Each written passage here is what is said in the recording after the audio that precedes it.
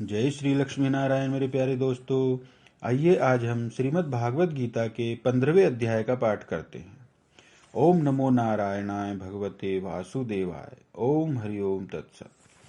श्री भगवान बोले, आदि पुरुष परमेश्वर रूप मूल वाले और ब्रह्मा रूप मुख्य शाखा वाले जिस संसार रूप पीपल के वृक्ष को अविनाशी कहते हैं तथा वेद जिसके पत्ते कहे गए हैं, उस संसार रूप वृक्ष को जो पुरुष मूल सहित तत्व से जानता है, वह वेद के तात्पर्य को जानने वाला है। आदि पुरुष नारायण वासुदेव भगवान ही नित्य और अनंत तथा सबके आधार होने के कारण और सबसे ऊपर नित्य धाम में सगुण रूप से वास करने के कारण उद्धव नाम से कहे गए हैं। और वे मायापति सर्वशक्तिमान परमेश्वर ही इस संसार रूप वृक्ष के कारण हैं। इसीलिए इस संसार वृक्ष को उद्धव मूल वाला कहते हैं। उस आदि पुरुष परमेश्वर से उत्पत्ति वाला होने के कारण तथा नित्य धाम में नीचे ब्रह्मलोक में वास होने के कारण हिरण्य गर्भ रूप ब्रह्मा को परमेश्वर रूप की उपेक्षा अध कहा गया है। और वही इस संसार का विस्तार करने वाला होने से इसकी मुख्य शाखा है। इसीलिए इस संसार वृक्ष को अध शाखा वाला कहते हैं। इस वृक्ष का मूल कारण परमात्मा अविनाशी है तथा अनादिकाल से इसकी परंपरा चली आती है। इसीलिए इस संसार वृक्ष को अविनाशी कहते हैं। इस वृक्ष की शाखा रूप ब्रह्मा से प्रकट होने वाले और यज्ञादिक कर्मों के द्वारा इस संसार वृक्ष की रक्षा और वृद्धि करने वाले एवं शोभा को बढ़ाने वाले होने से वेद पत्ते कहे गए हैं। भगवान की योग माया से उत्पन्न हुआ संसार क्षण भंगुर, नाशवान और दुख रूप है। इसके चिंतन को त्याग कर केवल परमेश्वर का ही नित्य निरंतर अनन्य प्रेम से चिंतन करना वेद के तात्पर्य को जानना है।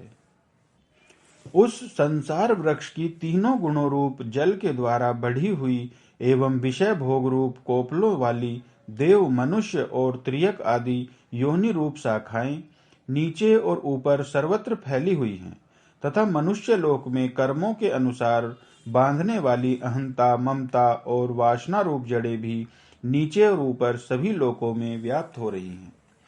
शब्द, स्पर्श, रूप, रस और गंध ये पांचों स्थूल देह और इंद्रियों की अपेक्षा सूक्ष्म होने के कारण उन शाखाओं की कोपलों के रूप में कहे गए हैं।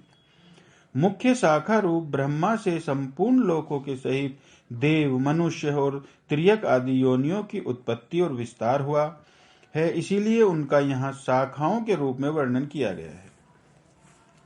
अहंता, ममता और वासना रूप मूलों को केवल मनुष्य योनि में कर्मों के अनुसार बांधने वाली कहने का कारण यह है कि यह अन्य सब योनियों में तो केवल पूर्वकृत कर्मों के फल को भोगने का ही अधिकार है और मनुष्य योनि में नवीन कर्मों के करने का भी अधिकार है। इस संसार वृक्ष का स्वरूप जैसा कहा है वैसा यहाँ विचार काल में नहीं पाया जाता, क्योंकि न तो इसका आदि है और न अंत है तथा न इसकी अच्छी प्रकार से स्थिति ही है। इसीलिए इस अहंता, ममता और वासना रूप अति दृढ़ मूलों वाले संसार रूप पीपल के वृक्ष को दृढ़ वैराग्य रूप शस्त्र द्वारा काटकर उसके पश्चात उस परम पद रूप परमेश्वर को भली भांति खोजना चाहिए, जिसमें गए हुए पुरुष फिर लौटकर संसार में नहीं आते और जिस परमेश्वर से इस पुरातन संसार वृक्ष की प्रवृत्ति विस्तार को प्राप्त हुई है, उसी आदि पुरुष नारायण के मैं शरण हूँ। इस प्रकार दृढ़ निश्चय करके उस परमेश्वर का मनन और निधिध्यासनम करना चाहिए। इस संसार का जैसा स्वरूप शास्त्रों में वर्णन किया गया है और जैसा देखा सुना जाता है, वैसा तत्व ज्ञान होने के पश्चात नहीं पाया जाता।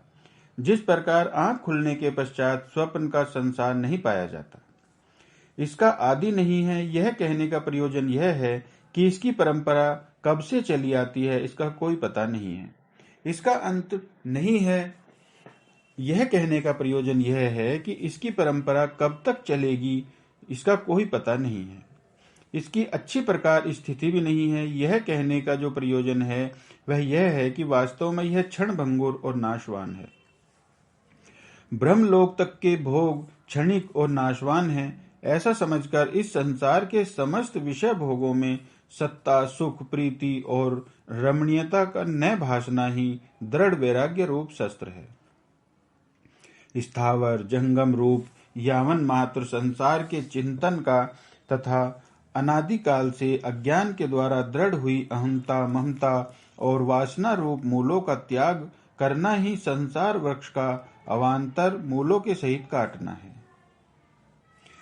जिनका मान और मोह नष्ट हो गया है, जिन्होंने आसक्ति रूप दोष को जीत लिया है, जिनकी परमात्मा के स्वरूप में नित्य स्थिति है और जिनकी कामनाएं पूर्ण रूप से नष्ट हो गई हैं, वे सुख दुख नामक द्वंद्वों से विमुक्त ज्ञानी जन उस अविनाशी परम पद को प्राप्त होते हैं। जिस परम पद को प्राप्त होकर मनुष्य लौटकर संसार में नहीं आते, उस स्वयं प्रकाश परम पद को न सूर्य प्रकाशित कर सकता है, न चंद्रमा और न अग्नि ही। वही मेरा परम धाम है। इस देह में यह जीवात्मा मेरा ही सनातन अंश है और वही इस प्रकृति में स्थित मन और पांचों इंद्रियों को आकर्षण करता है। वायु गंध के स्थान से गंध को जैसे ग्रहण करके ले जाता है, वैसे ही देहादि का स्वामी जीवात्मा भी जिस शरीर का त्याग करता है, उससे वह मन सहित इंद्रियों को ग्रहण करके फिर जिस शरीर को प्राप्त होता है उसमें जाता है। जैसे विभाग रहित स्थित हुआ भी महाकाश घटों में पृथक पृथक की भांति प्रतीत होता है, वैसे ही सब भूतों में एक ही रूप से स्थित हुआ भी परमात्मा पृथक पृथक की भांति प्रतीत होता है। इसी से देह में स्थिति जीवात्मा को भगवान ने अपना सनातन अंश कहा है। यह जीवात्मा श्रोत्र, चक्षु और त्वचा को तथा रसना, घ्राण और मन को आश्रय करके अर्थात इन सब के सहारे से ही विषयों का सेवन करता है। शरीर को छोड़कर जाते हुए को अथवा शरीर में स्थित हुए को अथवा विषयों को भोगते हुए को, इस प्रकार तीनों गुणों से युक्त हुए को भी अज्ञानी जन नहीं जानते। केवल ज्ञान रूप नेत्रों वाले विवेकशील ज्ञानी ही तत्व से जानते हैं। यत्न करने वाले योगी जन भी अपने हृदय में स्थित इस आत्मा को तत्व से जानते हैं, किंतु जिन्होंने अपने अंतकरण को शुद्ध नहीं किया है, ऐसे अज्ञानी जन तो यत्न करते रहने पर भी इस आत्मा को नहीं जानते।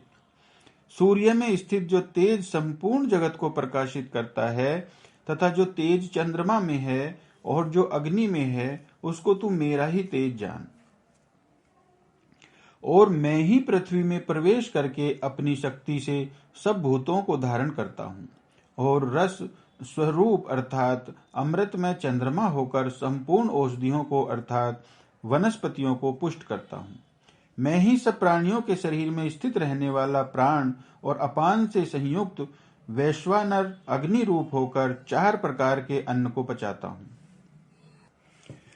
मैं ही सब प्राणियों के हृदय में अंतर्यामी रूप से स्थित हूँ तथा मुझसे ही स्मृति, ज्ञान और अपोहन होता है और सब वेदों द्वारा मैं ही जानने के योग्य हूँ तथा वेदांत का कर्ता और वेदों को जानने वाला भी मैं ही हूँ। इस संसार में नाशवान और अविनाशी भी ये 2 प्रकार के पुरुष हैं। इनमें संपूर्ण भूत प्राणियों के शरीर तो नाशवान और जीवात्मा अविनाशी कहा जाता है। इन दोनों से उत्तम पुरुष तो अन्य ही है, जो तीनों लोकों में प्रवेश करके सबका धारण पोषण करता है एवं अविनाशी परमेश्वर और परमात्मा इस प्रकार कहा गया है। सर्व वेदों का तात्पर्य परमेश्वर को जानने का है, इसीलिए सब वेदों द्वारा जानने के योग्य एक परमेश्वर ही हैं। क्योंकि मैं नाशवान जड़ वर्ग क्षेत्र से तो सर्वथा अतीत हूँ और अविनाशी जीवात्मा से भी उत्तम हूँ, इसीलिए लोक में और वेद में भी पुरुषोत्तम नाम से प्रसिद्ध हूँ। भारत तो ज्ञानी पुरुष मुझको इस प्रकार कहते हैं, पुरुषोत्तम जानते हैं कि वह सर्वज्ञ पुरुष सब प्रकार से निरंतर मुझ वासुदेव परमेश्वर ही भजते हैं।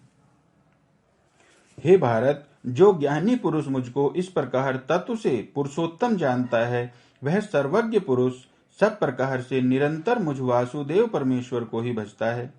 हे निष्पाप अर्जुन, इस प्रकार यह अति रहस्य युक्त गोपनीय शास्त्र मेरे द्वारा कहा गया, इसको तत्व से जानकर मनुष्य ज्ञानवान और कृतार्थ हो जाता है। तो मेरे प्यारे दोस्तों, यह था श्रीमद् भागवत गीता का 15वां अध्याय। यह आपको कैसा लगा आप कमेंट करके हमें अवश्य बताइएगा। और आपने श्रीमद् भागवत गीता के 11वें अध्याय से आपने क्या सीखा, उसमें जो भगवान अर्जुन को उपदेश दे रहे हैं उसमें आपने क्या शिक्षा ग्रहण की, यह आप हमें कमेंट में जरूर बताइएगा। जय श्री लक्ष्मी नारायण, जय श्री वृंदावन बिहारी लाल, जय श्री राधा रमन सरकार। राधे राधे।